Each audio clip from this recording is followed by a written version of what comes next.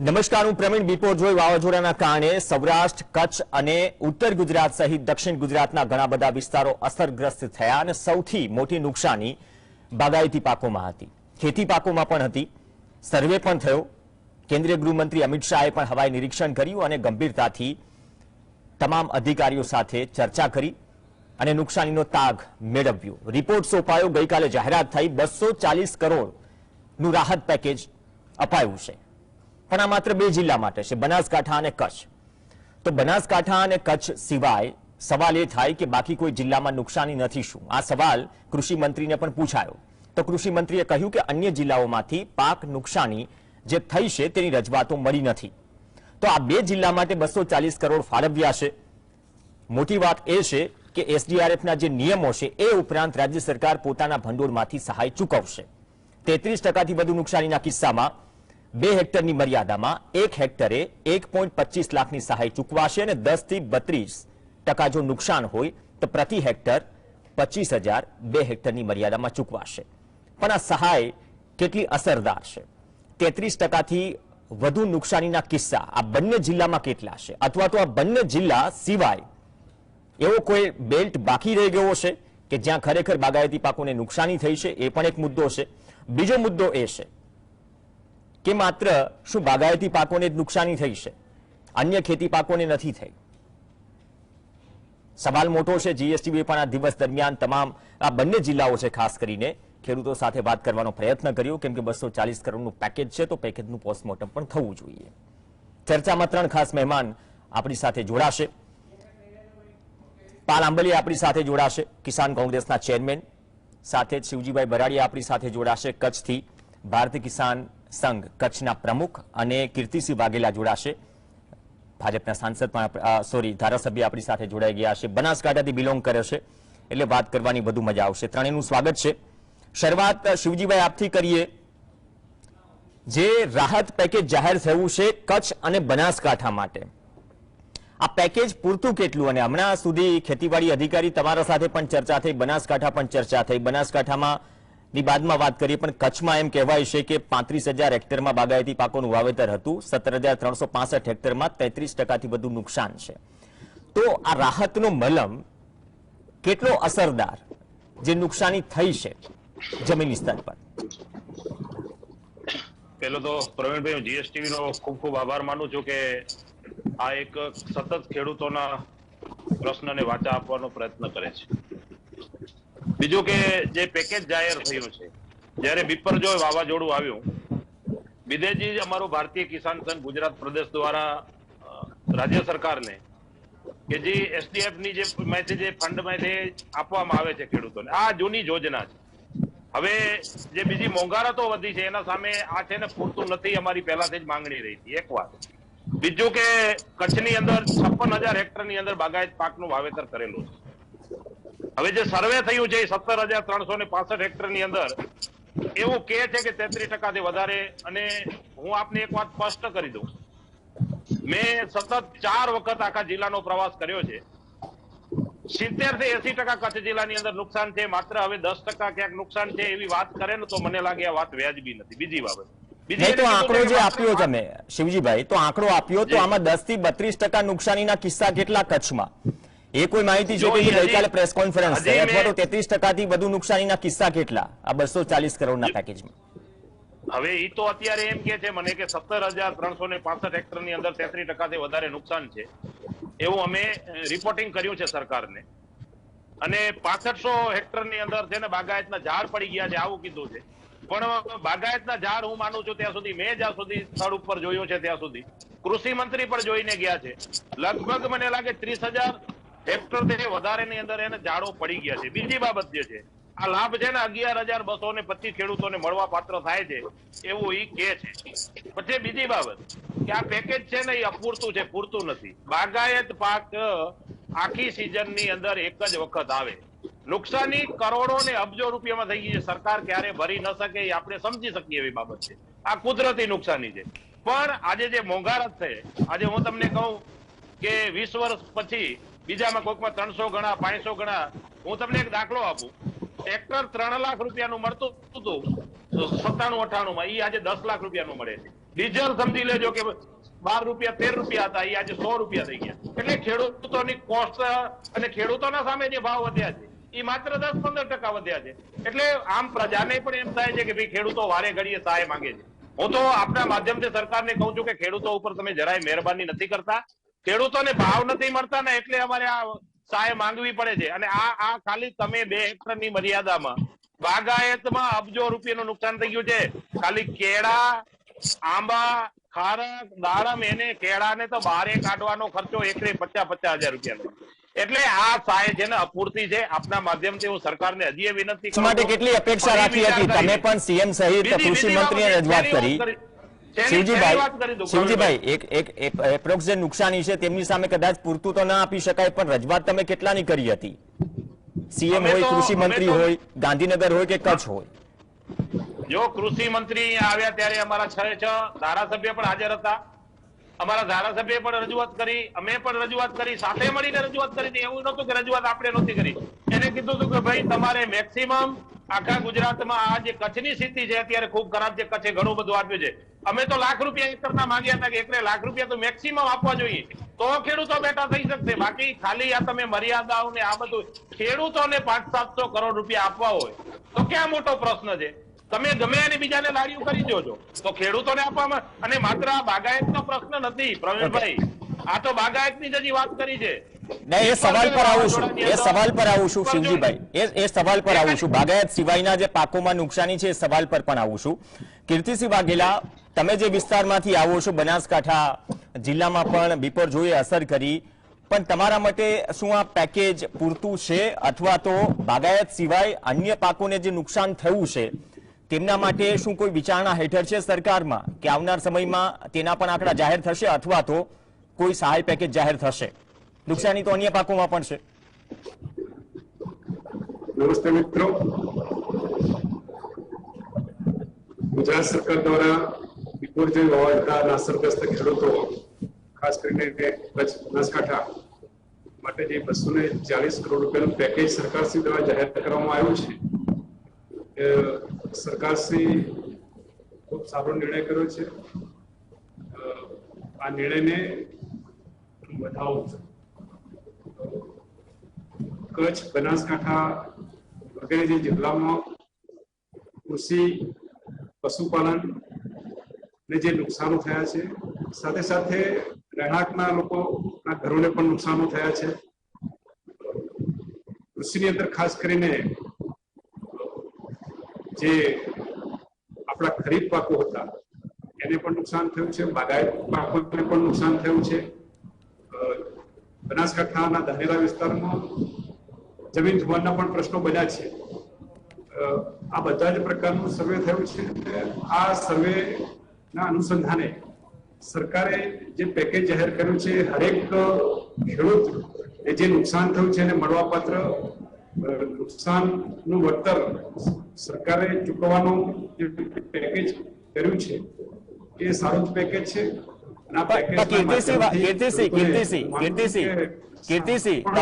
કીર્તિસિંહ, તમે કહ્યું કે સારું પેકેજ છે, પણ તમે સાથે એ પણ કહ્યું કે માત્ર બાગાયત નહીં, ક્યાંક જમીન ધોવાણ પણ થયું છે અને સાથે સાથે અન્ય પાકોને પણ નુકસાન થયું છે, પણ એમના માટે તો કોઈ પેકેજ જાહેર થયું નથી.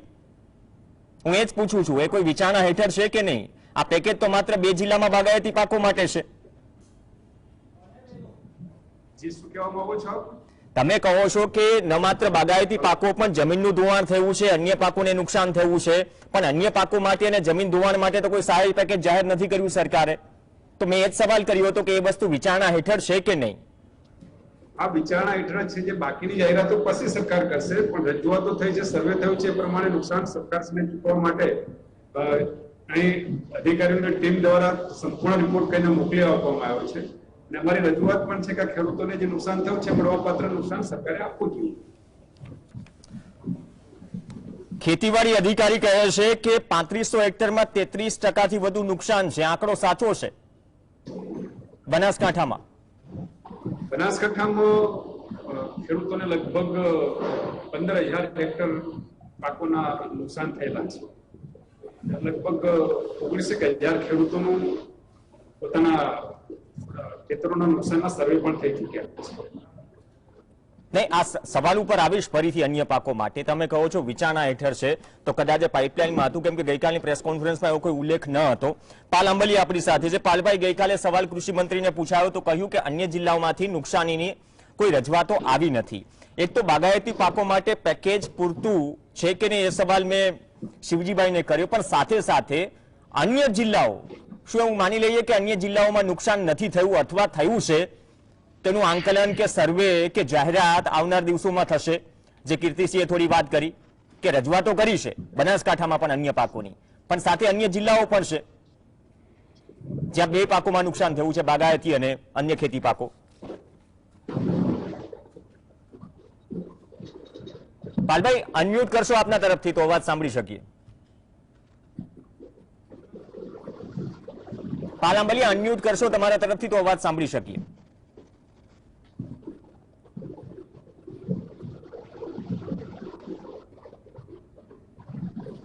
ચલો, થોડો ટેકનિકલ ઇશ્યુ છે, આમ તો મોટાભાગે શરૂઆતથી રહ્યો છે, સોલ્વ થાય ટેકનિકલ ઇશ્યુ. પાલ અંબલિયા, સવાલ કરવા માટે આવું છું ફરીથી.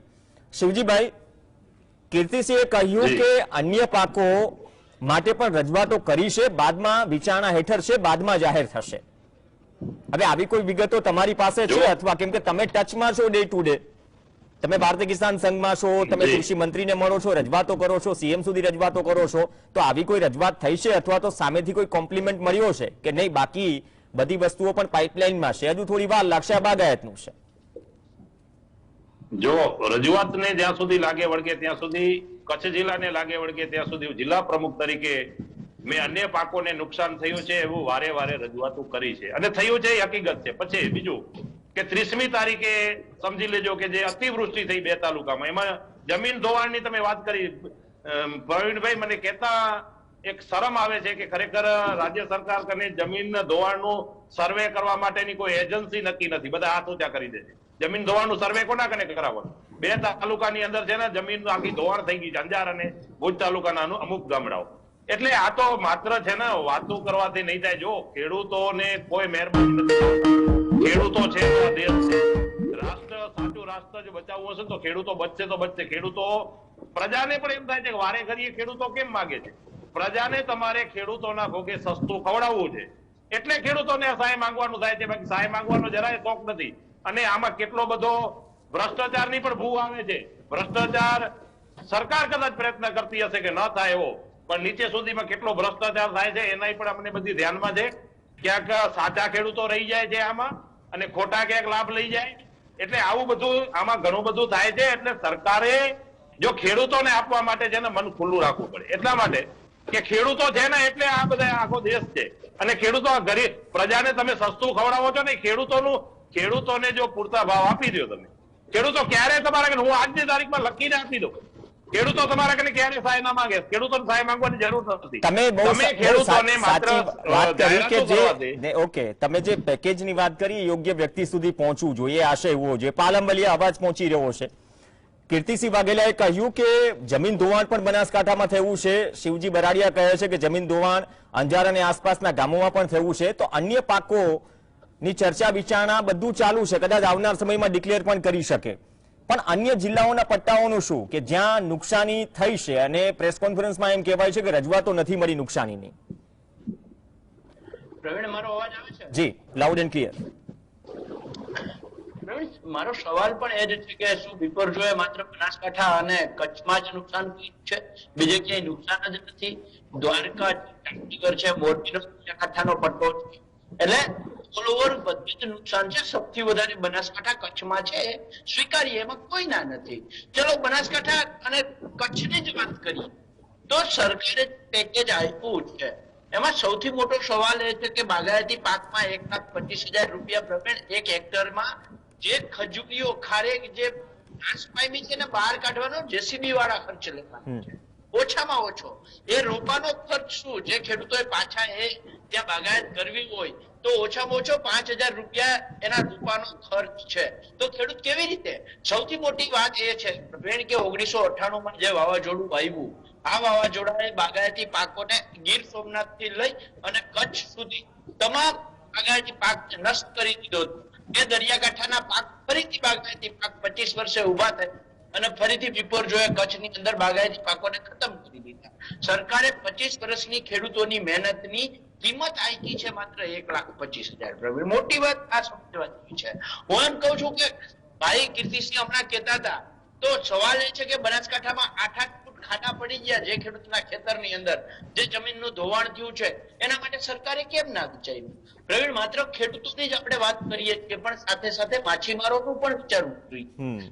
9 તારીખથી 18 તારીખ સુધી દરિયો ખેડવાની મનાઈ હતી. એ રોજે રોજનું કરે છે, રોજે રોજનું પેટ્યું રડે છે.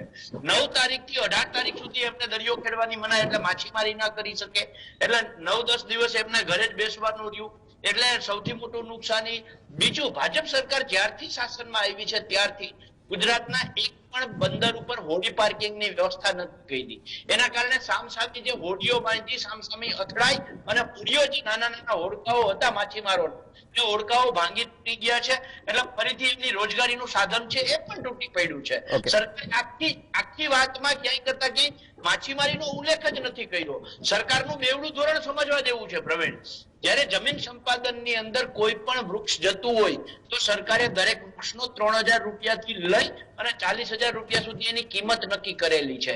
એ પ્રમાણે તમે ખારેકનો હિસાબ કરો તો ખેડૂતને 50 લાખથી 80 લાખ સુધીનું હેક્ટરે નુકસાન છે. કેટલું?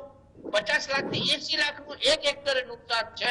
સરકારે કઈ નહીં તો ફૂલની પાંખડીએ આપવી હતી ફરી 1,25,000 ત્યાં 50 લાખનું ખેડૂતને નુકસાન હોય, એની સામે માત્ર 1,25,000 આપે તો આને કેવી રીતે પૂરતું ગણવું? પ્રવીણ, મેં જે તે સમયે બિપોરપોઈ જોઈ પછી તરત જ સરકારને એક પત્ર લખીને માંગ કરી હતી કે માછીમારો ભાઈઓને ઉભા કરવા માટે, બાગાયતી ખેડૂતોને ઉભા કરવા માટે સરકારે લાંબા ગાળાની લોનની વ્યવસ્થા કરવી જોઈએ 0% વ્યાજે. સરકારે આ જે બાગાયતી પાકો છે એમને નુકસાન થયું છે, નુકસાન સામે સરકારે જે રોપા છે, આંબાના છે, દાડમના છે, પછી આના ખારેકના છે, એ રોપાઓ સરકારે સસ્તા અને રાહત દરે ખેડૂતોને આપવા જોઈએ. તમારો મુદ્દો વેલિડ છે, થોડો સમયનો થોડો અભાવ છે, ટેકનિકલ ઇશ્યુ પણ વચ્ચે આવ્યા. પણ કીર્તિસિંહ જે પાલમલિયાએ વાત કરી કે બાગાયતી બેલ્ટને અથવા તો બાગાયતી બગીચો તૈયાર થતા 5, 10, 15, 20, 25 વર્ષ પણ લાગે અમુક કિસ્સામાં. હવે એને બેઠા કરવા માટે 100% તો સરકાર કંઈ ન કરી શકે, 100% તો ન કરી શકે, પણ એટલીસ્ટ અમુક કિસ્સાઓમાં માનો છો કે કિસ્સાઓમાં કોઈ યોજના અથવા તો એ પ્રકારનો વિચાર આવનાર સમયમાં હશે કે લાગુ કરવામાં આવશે? કેમ કે કચ્છનો આ જ બાગાયતી બેલ્ટ ઘણું બધું એક્સપોર્ટ કરે છે, એનું રેવન્યુ પણ ગુજરાત અને દેશને મળે છે. કીર્તિસિંહ,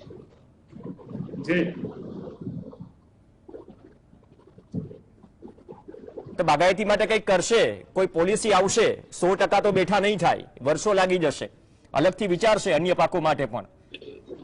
આ બાગાયતી પાકો માટે પણ ખેડૂતોની રજૂઆતો વ્યાજબી છે કે બાગાયતી પાક ઉભો કરવા માટે વર્ષોની મહેનત હોય છે, ઘણો બધો ખર્ચ પણ થતો હોય છે, અને એના પ્રમાણમાં નુકસાનનું વળતર વધારે ચૂકવવું જોઈએ. રજૂઆત પણ યોગ્ય રજૂઆત છે. આ રજૂઆતને સરકારે ધ્યાનમાં પણ લેશે એ રજૂઆતો આપણે કરવી જોઈએ. પણ અત્યારે જે પેકેજ જાહેર કર્યું છે એ પેકેજને આપણે બધા જ ખેડૂત મિત્રોએ વધાવવું જોઈએ. પણ એ તો વધાવી લઈએ, બાકી અન્ય જિલ્લાઓ માટે શું? કીર્તિસિંહ, તમે તો ફરો છો, જમીન સ્તર સાથે જોડાયેલા વ્યક્તિ છો, શું માત્ર બનાસકાંઠા અને કચ્છમાં જ નુકસાન થયું છે અથવા ઘણા બધા કિસ્સાઓ છે જ્યાં આપણે પહોંચ્યા નથી અથવા પહોંચી નથી શકતા? નુકસાન હોઈ શકે, પણ એ નુકસાનની રજૂઆતો રાજ્ય સરકાર સુધી પહોંચાડવી જોઈએ. પાલમબલિયા નુકસાનીની રજૂઆત પહોંચશે તો કદાચ વિચારશે. કીર્તિસિંહ વાઘેલાનું કહેવું છે. પ્રવીણ, ગુજરાત કોંગ્રેસે આખે પોરબંદર થી ચાલુ કરી અને કચ્છ, બનાસકાંઠા, પાટણના દરેક જે પીડિત લોકો છે એમના સુધી પહોંચી આખો અહેવાલ તૈયાર કરી અને સરકારશ્રીને મોકલો છે. ક્યાં કેટલું નુકસાન છે આખું નુકસાનનો અંદાજ સાથે ગુજરાત કોંગ્રેસે મોકલો છે.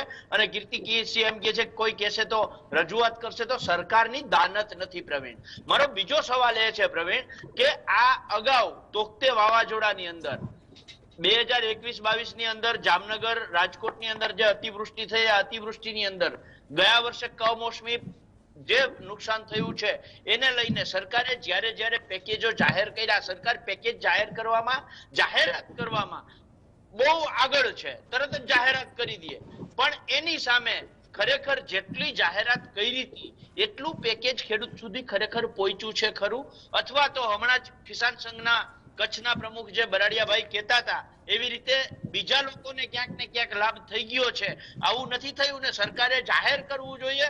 હું જીએસટીવી ના માધ્યમથી સરકારને ચેલેન્જ સાથે કહું છું કે અગાઉના 3 પેકેજો તમે જાહેર કર્યા હતા, એટલા રૂપિયા તમે ખેડૂતોને અથવા તો જે પીડિત લોકો છે એમના સુધી ખરેખર પહોંચાડી શક્યા છે ખરા? ઓકે, ચલો કીર્તિભાઈ, એક ક્વિક રિસ્પોન્સ આપના તરફથી.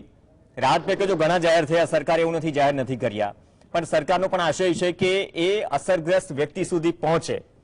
પણ નીચેના સ્તર પર જે શિવજીભાઈએ કહ્યું કે એને ભ્રષ્ટાચારની આશંકા છે અને આ વસ્તુ સરકારથી છુપી હોય એ વાત શું માની શકાય? કીર્તિસિંહ. જી, રાજ્ય સરકાર પારદર્શક વહીવટમાં માને છે અને કોઈ પણ વ્યક્તિનો લાભ હોય, એ ખેડૂતોનો હોય કે પછી ગરીબોનો હોય.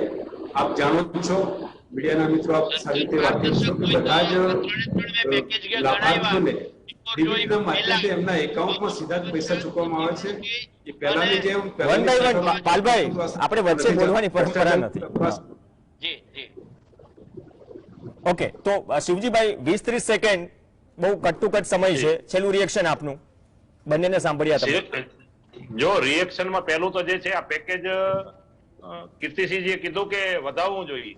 કીર્તિસિંહ, આનાથી બાગાયત પાકને ઉભો કરવો અને એક છોકરાને ઉછેરવું સરખી બાબત છે. એટલે આ પેકેજથી બાગાયત પાક ક્યારે ઉભો ન થઈ શકે, એક બાબત.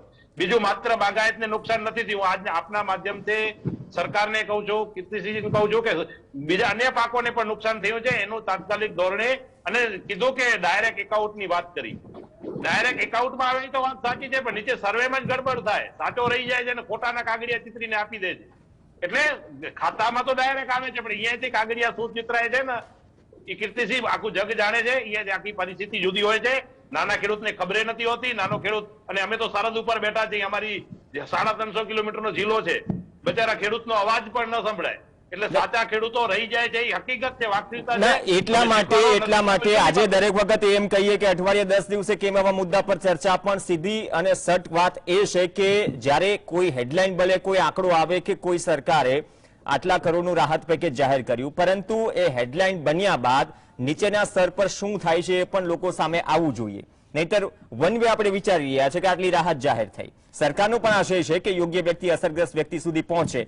અને કીર્તિસિંહ, એ જે રજૂઆત છે કદાચ કે બાકી કોઈ જગ્યાએથી નુકસાનીની રજૂઆત નથી આવી, તો કદાચ કોઈ એક નંબર જાહેર કરો જેના પરથી કદાચ, કેમ કે ઓનલાઈનનો જમાનો છે, ખેડૂત આઈ પોર્ટલ છે, તો લોકો તમારા સુધી, સરકાર સુધી પહોંચાડી શકે કે ભાઈ અહીંયા પણ તકલીફ છે, એટલી સર્વે થાય. બાગાયતી બેલ્ટમાં કયા વિસ્તારો હજુ અલગ જિલ્લાઓ ચૂકી ગયા અને બાકી અન્ય ખેતી પાકો છે, નુકસાનીનો સર્વે ક્યારે? આ સવાલ હજુ પણ ઉઠી રહ્યો છે. જમીન ધોવાણમાં સવાલ એ છે કે જમીન વિકાસ નિગમનું એક્સપાયરી ડેટ ઘણા લાંબા સમય પહેલા આવી ચૂકી છે, તો જમીન ધોવાણની છેલ્લી સહાય જમીન ધોવાણ માટે ક્યારે થઈ? આ સવાલ ફરીથી અધૂરો છોડું છું. કીર્તિસિંહ, નેક્સ્ટ ટાઈમ મળીશું અથવા તો સત્તાપક્ષના કોઈ પ્રવક્તા સાથે, ત્યારે આ સવાલથી આગળ વધારીશું, કેમ કે દર 6 મહિને 12 મહિને આ જ રાહત પેકેજ પર ચર્ચા હોય છે, પણ એ જવાબ નથી હોતો કે જાહેર થયું એમાંથી પહોંચ્યું કેટલું. પહોંચે છે પણ 5-10-15% કેમ દર વખતે ગોલમાલની આશંકા વ્યક્ત થાય છે.